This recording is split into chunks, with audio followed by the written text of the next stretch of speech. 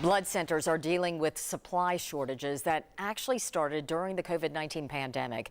Medic Regional Blood Center says its O negative and O positive blood inventory is critically low. According to the American Red Cross, those are the blood types hospitals most often request. The Red Cross says someone in the U.S. needs blood or platelets every 2 seconds. Blood centers say they're struggling to keep up with that need. But as 10 News reporter Fernando Garcia Franceschini explains, the FDA is proposing a change that would help close that gap and open the opportunity to donate to millions of people. As an ROTC member passionate about serving his community, organizing blood drives is how Blue Copus spent much of his time in college. I was religiously donating blood. And it wasn't until he came out as a gay man that his donations were cut short. I filled out the form and I sat out there amongst friends waiting to go get my blood drawn. And they brought me up for the little counseling session that was normal. And all of a sudden she said, "Is this correct?" And I said, "Yes," with a little bit of pride. And she took a sticker off and placed it on there, and it basically was saying that my blood was no longer usable. FDA guidelines state men who have sex with other men can't have sex for 90 days before donating blood. It weighed on me a lot. It was all I could do to actually get out of that room and out of that building. I was just overcome with shame. Infectious disease expert Dr. William Schaffner says health experts have been trying to get the FDA to change these guidelines for years. There was much less certainty about our knowledge about how the AIDS virus was transmitted.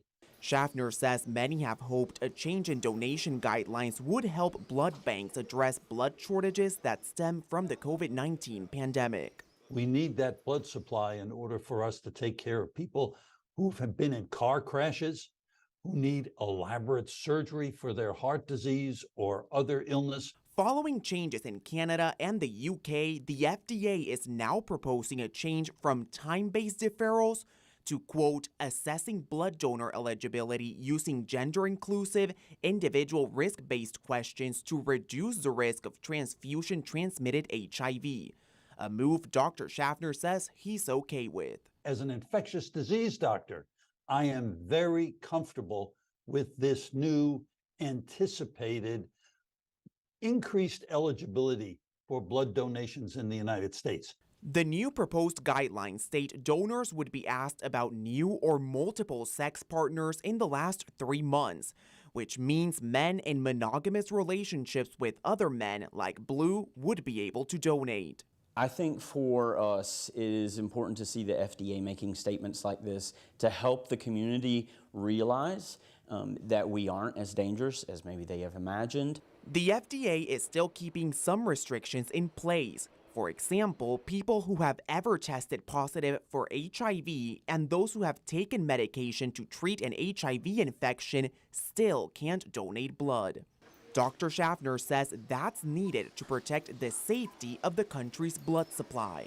The Brits have been doing this, the Canadians have been doing this for several years and have shown that it can be done appropriately, without discrimination, and safely. Keeping the blood supply safe while also allowing others to feel safe being their true selves. I think it helps eliminate stigma, making it safer for us to be able to be ourselves, to realize our worth, that we can contribute to society just as others can. In Knoxville, I'm Fernando Garcia Franceschini. The FDA will now review and consider comments received during its open public comment process. The country's blood centers will then implement updated guidance near the end of this year or early 2024.